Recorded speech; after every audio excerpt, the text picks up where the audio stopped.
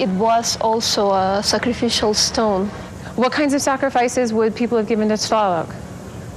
We found 42 children's skeletons dedicated to the god of rain, to Tlaloc.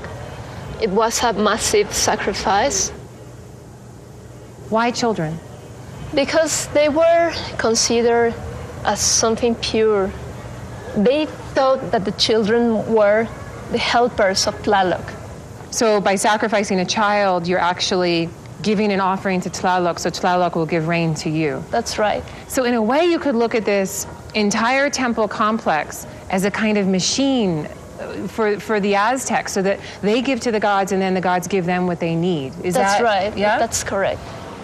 In some ways, the basis of these New World religions was sacrifice. The Moche, the Maya, the Aztecs, they all probably saw their origins in blood, and they all seemed to find hope for order in violent rituals. And sacrifice to appease the gods isn't just an ancient belief. It survived to the present day, but with some interesting adaptations. In the town of Chilaw, Sri Lanka, there's a well-known Hindu temple named Muneeswaram. Hinduism is a polytheistic tradition that dates back 5,000 years, making it nearly as old as the religion of ancient Egypt. It's still practiced today by 1 billion people, most of them in South Asia. Hinduism is the third most popular religion on the planet. Inside the Muneeswaram temple, there's a shrine dedicated to Durga, a warrior and mother goddess called the Invincible One. Hindus believe that her fierce compassion can help them in times of crisis and distress.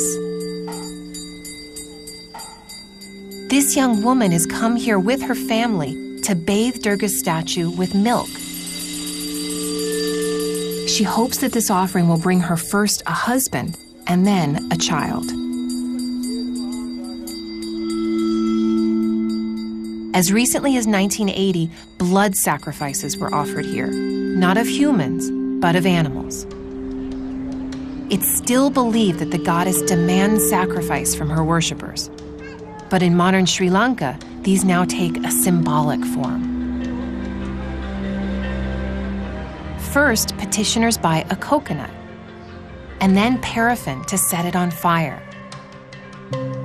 This turns it into a sacred object. This is known as the Polga Hanua ritual and is performed for many gods. Petitioners stand for a moment and commune with the gods, and then they offer their own act of violent sacrifice.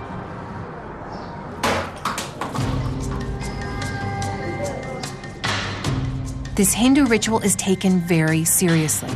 Many people believe that if the coconut doesn't break, their karma wasn't deserving of the god's blessing.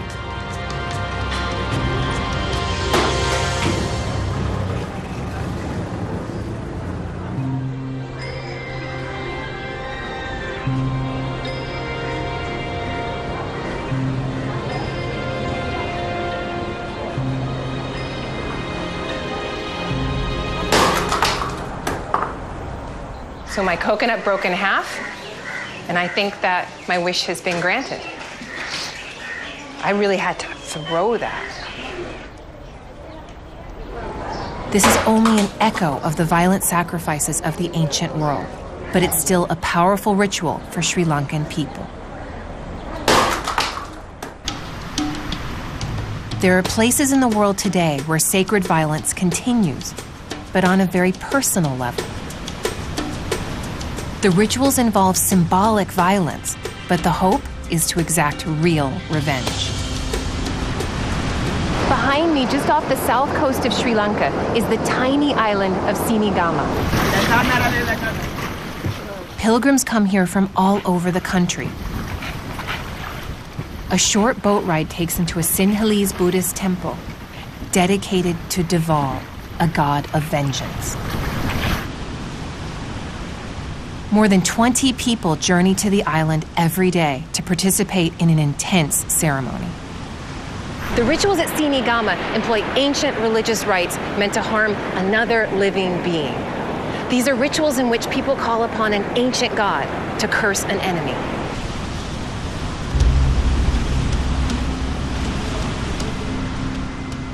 Pilgrims come here seeking retribution for physical abuse, theft, bureaucratic problems, even the murder of a loved one. They believe Deval has the power to right these wrongs. It's an unofficial social justice system that's very effective. If someone steals from you, you make a pilgrimage to this site to curse the thief. And many people make sure to tell everyone in their village that they're doing this. Sometimes even the threat of coming to Sinigama is enough to persuade a thief to reveal himself and to return what he's stolen. But if the pilgrims make the trip, they kneel beside a sacred stone called a gala. They grind red chilies, black pepper, onions, and mustard seeds, irritating substances meant to symbolize Deval's punishment. As they grind, they curse their enemies, asking that they be struck down by poverty, sickness, and sometimes even death. Afterwards, worshippers often reinforce the curse by smashing a coconut in the Palgahanawa ritual.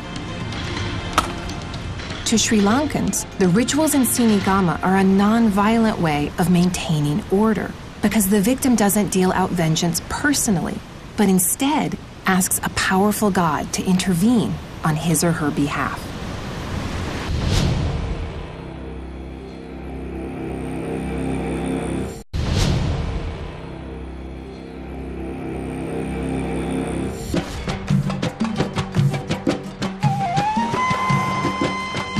In Luxor, Egypt, a festival is underway. My friend Ahmed Soliman and his family are celebrating the Eid al-Adha, the festival of sacrifice. There's the lahma. This 3-day Muslim holiday is all about God's generosity.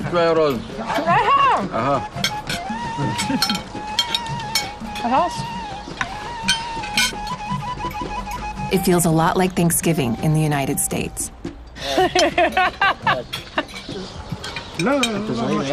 Okay, so why is it so important to eat so much? This is a special day. And the meat being served at this feast has a special religious meaning. The first day of the Eid begins with the ritual killing of a sheep. A butcher comes by each house to slaughter the animal quickly and humanely.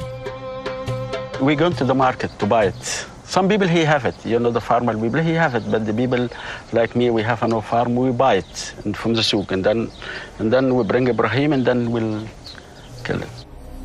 It's amazing to see the entire community taking part. The Egyptians in this village may be used to seeing animals butchered, but I've never been this close. The Eid is a time of celebration, but also of solemn reflection, because this isn't just a sacrifice, it's a reenactment of God's mercy, the commemoration of an exchange thought to have happened between God and his devout followers. Both the Bible and the Quran tell of a man named Abraham who was instructed by God to go into the wilderness with his son. He was told to bring everything he would need to make a sacrifice. But God commanded Abraham to sacrifice his own son. Obedient to God, Abraham raised a blade, preparing to kill his own child.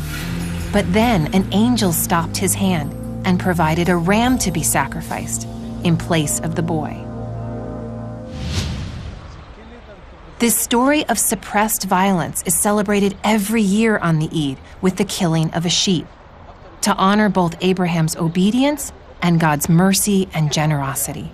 This man, he put it at the 3 part, 1 part here, 1 part here, 1 part here. It's divided so that every household that can afford to buy a sheep gives 1/3 of the meat to the poor. This one for the poor people, this one for the family, this for the neighbor. The blood of the Eid sacrifice is thought to have special power. That means his good luck for the house. Because this house is new. Yeah. The bloody handprint is a tradition, believed to bring God's favor and good luck to new buildings. That means he's good for us. He's very good. He keeps the bad thing away. Muslims, Jews, and Christians all tell the story of God's mercy in the sparing of Abraham's son. But leaders of these same religions have also used merciless violence in God's name.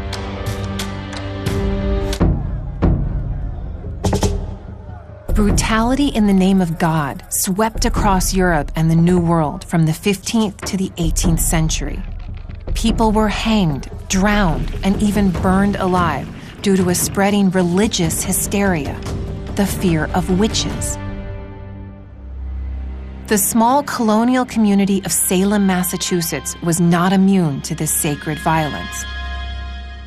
And for a brief time, starting in 1692, this area was overcome by a wave of accusations and even executions, all steeped in a complex mix of personal politics and religion. 17th century Salem was devoutly Puritan, a fundamentalist form of Christianity. The Puritans were ever on guard against the forces of Satan. And when two young girls began to exhibit bizarre symptoms, speaking in tongues and writhing in fits, people feared that the devil himself was in their midst. The girls made bold, damning accusations, claiming that their neighbors were using witchcraft against them, causing them torment and sickness. In the winter of 1692, a series of arrests were made and interrogations began. The first few people accused of witchcraft were on the fringes of society. A slave, a homeless woman, and an outcast. But the next person to be charged was one of the town's most upstanding church members, a 71-year-old woman named Rebecca Nurse. Her house still stands. Rebecca Nurse was accused of not only being in league with the devil, but of sending her possessed spirit out to harm other villagers. Allison DeMario is a local historian and a curator at the Salem Witch Museum. People in the 17th century believed in the invisible world as well as the visible world. They believed in the possibility of specters or ghosts, and that those ghosts or specters, who of course had evil intentions, could be sent to do the evil deeds of the person who had made a pact with the devil and had given that specter instructions. So not only do these people believe that the threat of the devil or the devil himself is walking amongst this community, but he also has disciples that are doing his evil deeds for him. So in this community, where did Rebecca Nurse fit in? Rebecca Nurse was probably the quintessential Puritan matriarch. She was universally respected, universally admired. For her to be accused of witchcraft was shocking. It was shocking, but it also suggests that a motive other than fear of the devil was at work. Rebecca Nurse was from a family with property, and land was a limited resource for this growing population.